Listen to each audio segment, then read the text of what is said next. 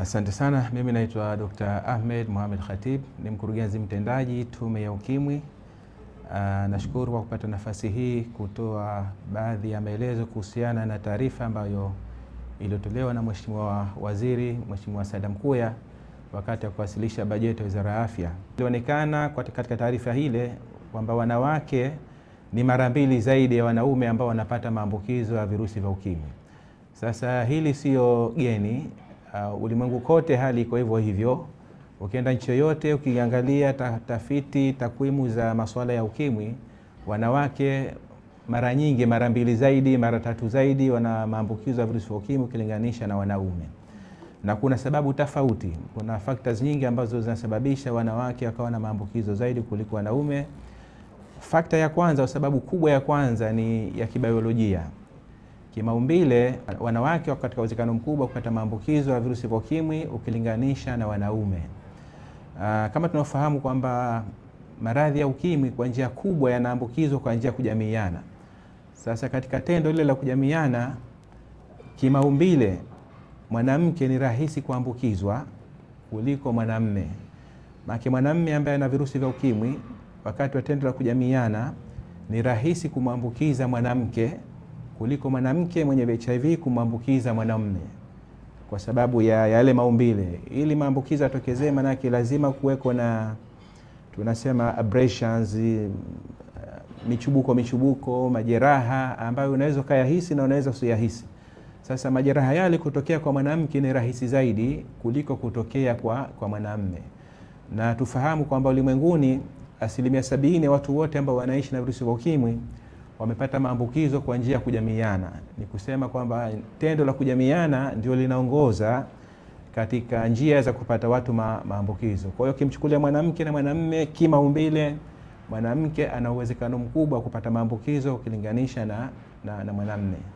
Lakini ukija katika sababu nyingine, kuna sababu za kisocial, za kijamii. Ukija katika jamii zetu utakuta kwamba kuna swala zima la social norms. Jamii zetu zilivyo. Kwa mfano, ukiangalia watoto wa kike wanaingia katika ndoa wakiwa na umri mdogo, kitu ambacho vile vile kinachangia kupata wao maambukizo. Wanakuwa na uhusiano mara nyingi wa kingono na wanaume ambao na umri mkubwa kuliko wao. Yani ni more likely mwanamke kuwa na uhusiano na mwanamume na umri mkubwa kuliko mwanamume kuwa na uhusiano na mwanamke na umri mkubwa. Kwa hiyo wanawake socially vile vile kuna changamoto hizo. Lakini vile vile kuna swala zima la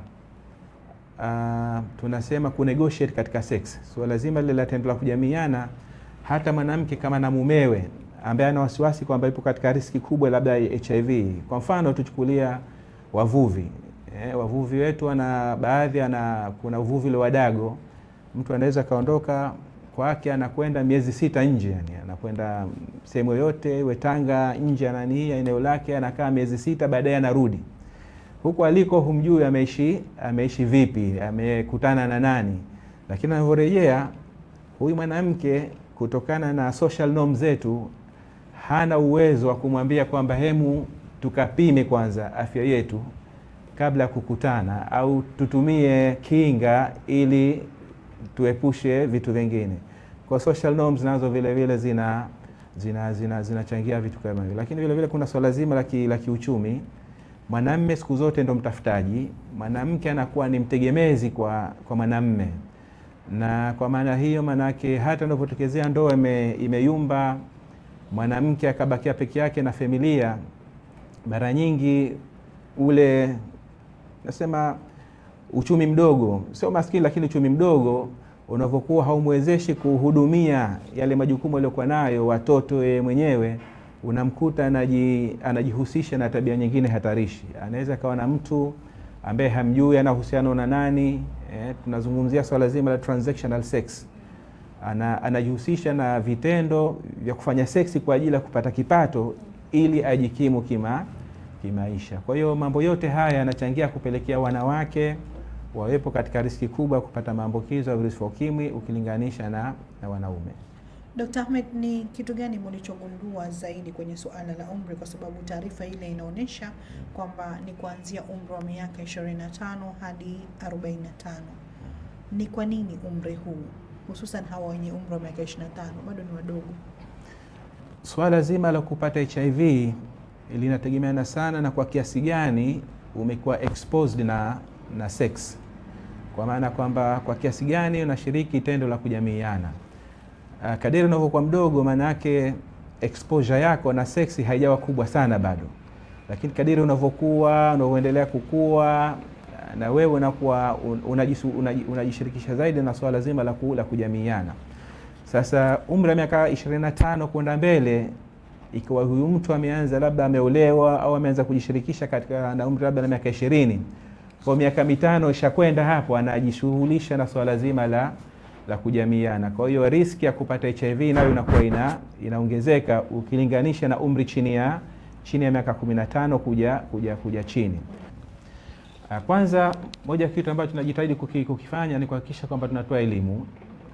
Of course elimu kwa ujumla, lakini tunasisitiza kueleza ukubwa wa tatizo hili kwa wanawake ili wajitambua waweze kujikinga.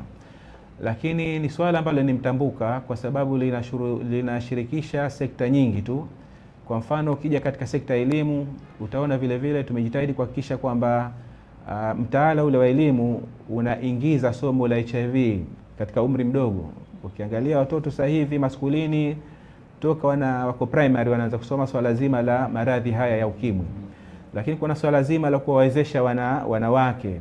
Sasa hivi tuna wizara maalum, wizara ya wanawake, jinsia, watoto, ambayo yote na target kumempower, kumpa nguvu mwanamke ili aweze kujitambua na kujikinga asipate maambukizo na vitu vingine ambavyo vinahusiana na yeye kupata maambukizo ya virusi vya ukimwi.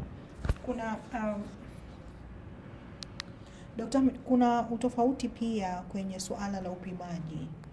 Wanawake wanajitokeza zaidi kupima kujua afya zao kuliko wanaume kwa mujibu wa zile takwimu, au ni njia gani wanawake wanagundua kwamba wameathirika ikiwa kama hakuna uwiano wa upimaji? Na ni kweli hasa miaka ya nyuma ilikuwa inaonekana kwamba wanawake ni wengi ambao wanajitokeza kupima afya zao ukilinganisha na wanaume. Na sababu moja vile vile ambayo inaonyesha kwamba wanawake wanapima wengi ni kwamba mwanamke mjamzito yoyote akienda kituo cha afya ni lazima kwake yeye kupimwa HIV, tofauti na wanaume. Wanaume hawachukui ujauzito, kwa hiyo frequency ya kupima nayo inakuwa inapungua. Mwanamke anapata advantage anapokuwa mjamzito, akienda kituo cha afya lazima apimwe afya yake ili tujue amepata maambukizo hajapata. Na hiyo inatusaidia kwa sababu kama na maambukizo, maana yake kuna dawa, kuna interventions maalum zafanyika ili kumkinga mtoto asipate maambukizo. Sasa nimesema kwa miaka ya nyuma ilikuwa ni hivyo kwamba wanawake wengi wanajitokeza kupima kuliko wanaume, lakini kwa sasa hivi takwimu tulizokuwa nazo inaonekana wanaume ni wengi wanapima kuliko wanawake. Lakini chengine tulichogundua ni kwamba wanawake wengi wanapima katika vituo vya afya. Wanaume tunapata wengi katika mabonanza, hizi events za katika jamii.